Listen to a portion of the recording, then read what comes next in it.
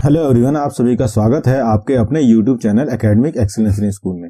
आज की इस वीडियो में हम सॉल्व करेंगे वर्कशीट नंबर 23 क्लास 7 साइंस की। न्यूट्रिशन इन एनिमल चैप्टर चल रहा था और आज हम स्टमक के बारे में जानेंगे। स्टमक जो है वो एक एक्सीडेंट के कारण से डिस्कवर हुआ था और एक्सीडेंट हुआ था एक व्यक्ति का जिसका नाम है एलेक्सिस सेंट मार्टिन। ये एलेक्सिस सेंट मार्टिन जो है इनके कारण से स्टमक डिस्कवर हुआ था। इनको एक बुलेट लगी थी जो कि कुछ इस तरीके की थी कि वो चेस्ट बोन को भेदते हुए यानी चेस्ट बोन को चीरते हुए अंदर की तरफ जाके इनके लेफ्ट साइड में यहाँ पे हिट हुई थी। लेफ्ट साइड में यहाँ पे हिट हुई थी।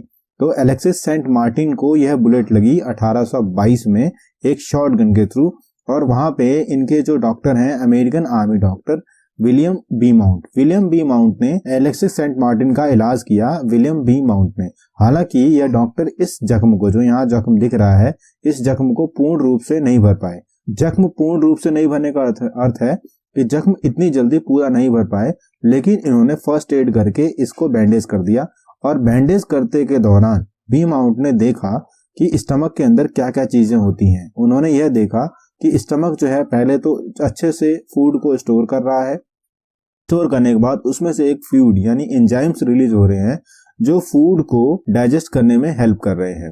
और जब फूड कंप्लीट डाइजेस्ट हो जा रहा है तो वह इंटेस्टाइन में चला जा रहा है। तो बच्चों आपको बताएं कि स्टमक जो मेन वर्क है वो है स्टोर करना। स्टोर करने के बाद फूड जो है वो चर्निंग करता है। चर्निंग मतलब अच्छे से मिक्सअप होता है, मथा जाता है। जैसे दही मट्ठे को मथा जाता है उस तरीके से मथा जाता है। मथने के बाद उसमें जो एंजाइम है, जो सिक्रीशन है, वह फूड को डाइजेस्ट करता है। डाइजेस्ट करने के बाद वह चला जाता है इंटेस्टाइन में। तो स्टमक के 3 कार्य हो गए, एक स्टोर करना और एक डाइजेशन करना और एक चर्निंग करना। और इसको डिस्कवर किया था विलियम बी माउंट ने एलेक्सिस सेंट मार्टिन के चोट के कारण। चलिए अब समझते हैं डायरिया के बारे में। तो आप सभी वाकिफ होंगे कि पेट खराब हो जाता है और कुछ वाटरी स्टूल बॉडी से बाहर निकलता है, उसे हम डायरिया कहते हैं। ये जो वाटरी स्टूल है ये क्यों निकलता है, जरा दिमाग लगाइए। ये वाटरी स्टूल क्यों निकलता है?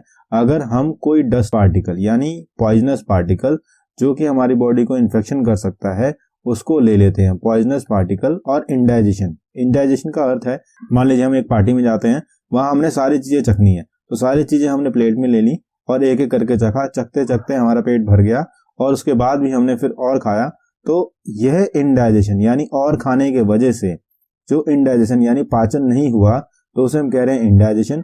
तो एक कारण हो गया फूड पॉइजनिंग, कुछ भी खा लेते हैं, कभी भी खा लेते हैं। और दूसरा है इंडाइजेशन। इंडाइजेशन का अर्थ है खाने का नहीं पचना। इस कारण से एक डिजीज हो जाती है जिसे हम कहते हैं डायरिया, जिसको पेट खराब होना भी कहते हैं। अगर लगातार यह पेट खराब रहा तो हमारी बॉडी के अंदर से सॉल्ट जो है या पानी जो है वो लॉस हो जाता है, एक्सेसिव लॉस ऑफ सॉल्ट और आयंस एंड वाटर। इसको हमें ध्यान रखना चाहिए कि डायरिया को हमें वाकिफ नहीं करना चाहिए कि चलो आज एक बार की बजाय 2 बार वॉशरूम चले गए तो कोई बात नहीं। 2 से 3 बार 4 बार जाने के बाद आपकी बॉडी में जब वाटर लॉस होगा यानी पानी का लॉस होगा, सॉल्ट का लॉस होगा, तो आपकी बॉडी में इतनी एनर्जी नहीं रह पाएगी कि आप सीधे 5-10 मिनट खड़े हो सके। आपके जोड़ों में दर्द होना शुरू हो जाएगा। तो इसको आराम देने के लिए हमने एक सॉल्यूशन बनाया है जो हम घर पे आराम से बना सकते हैं। पहले हम पानी को गर्म करेंगे, फिर उस पानी को ठंडा करेंगे। ठंडा करने के बाद उसमें थोड़ा सा सॉल्ट और शुगर मिलाएंगे। सॉल्ट 1 चम्मच डालेंगे तो शुगर 3 चम्मच डालेंगे। यह दोनों को मिलाने के बाद हमारे पास जो बनेगा वो बनेगा oral rehydration solution. Oral rehydration solution जो घर पे बना है उसको पानी गर्म करेंगे, फिर उस पानी को ठंडा करेंगे। ठंडा करने के बाद उसमें 1 चम्मच सॉल्ट और 3 चम्मच शुगर 1 लीटर पानी में ऐड करेंगे। तो ये बन जाएगा ओरल रिहाइड्रेशन सोल्यूशन जो कि हम घर पे बना सकते हैं। अगर इसके बाद भी हमें दिक्कत होती है, जो 2 दिन तक हमें अगर महसूस होता है कि हाँ ठीक हो गया, तो फिर हम डॉक्टर से कंसल्ट करेंगे। अब समझते हैं डिहाइड्रेशन के बारे में। डायरिया होने के कारण से डिहाइड्रेशन होता है, यानी इसको हम कहते हैं निर्जलीकरण। निर्जलीकरण का अर्थ है कि हमारे बॉडी में, हमारे शरीर में जल की मात्रा लगातार कम हो गई है और बहुत कम हो गई है। बहुत कम होने की वजह से हमें बहुत पेन होगा। यह जो डिहाइड्रेशन है वह डायरिया के कारण से होता है।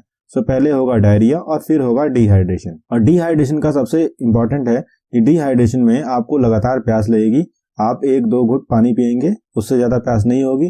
फिर 10 मिनट के बाद फिर आपको दोबारा प्यास लगेगी। तो ये जो डिहाइड्रेशन है ये आपकी बॉडी को बहुत ज्यादा कमजोर बना जाता है क्योंकि पानी के वजह से ही हमारी बॉडी वर्क करती है, यानी पानी के अंदर ही हमारी बॉडी पूर्ण रूप से कार्य करती है। चलिए बच्चों, वर्कशीट हमने सॉल्व कर ली। अब हम क्वेश्चंस को देखते हैं। Right the full form of ORS। तो ORS का क्या फुल फॉर्म होता है? ORS का फुल फॉर्म होता है ओरल रिहाइड्रेशन सॉल्यूशन। तो आप यहां से लिख सकते हैं ओरल रिहाइड्रेशन सॉल्यूशन। अगला प्रश्न है, name the condition in which a person passes out frequent watery stool. So उस कंडीशन का नाम लिखना है जहां पे एक व्यक्ति जो है वो वाटरी स्टूल लगातार बॉडी से बाहर निकाल रहा है। उस कंडीशन को हम कहते हैं डायरिया। DIARRHOEA, diarrhoea. ध्यान रखिएगा, इसकी स्पेलिंग थोड़ी कठिन है, लेकिन आप बार बार याद करेंगे तो आपको आसान से याद हो जाएगा। अगला प्रश्न है, व्हाट इज डायरिया? डायरिया किसे कहते हैं और how is diarrhoea called? Diarrhoea किस कारण से होता है?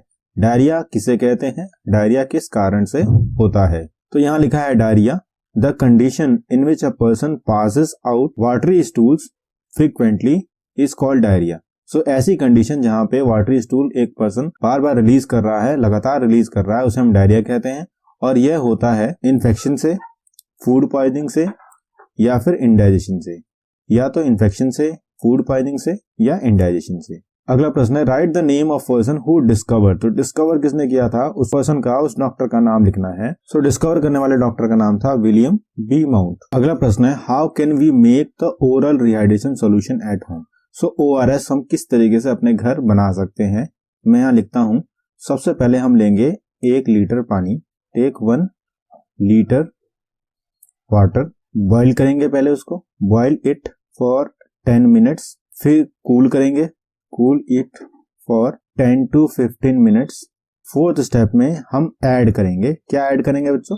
ऐड करेंगे हम 1 टीस्पून सॉल्ट। फिफ्थ में हम ऐड करेंगे 3 to 4 टीस्पून शुगर।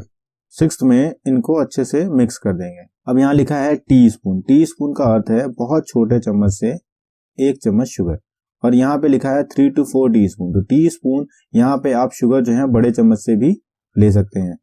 शुगर की मात्रा हमेशा सॉल्ट के 10 से 12 गुना ज्यादा होनी चाहिए। सॉल्ट आप 1 चिटकी भी लेंगे या 1 छोटे चम्मच से भी लेंगे तो भी वह काम करेगा, लेकिन शुगर जो है वो बड़े चम्मच से भी आप ले सकते हैं। और ये हमने बनाया है oral rehydration solution at home. अगर किसी को फ्रीक्वेंट स्टूल्स, वाटरी स्टूल्स आ रहे हैं तो वह इस सॉल्यूशन को यूज कर सकता है।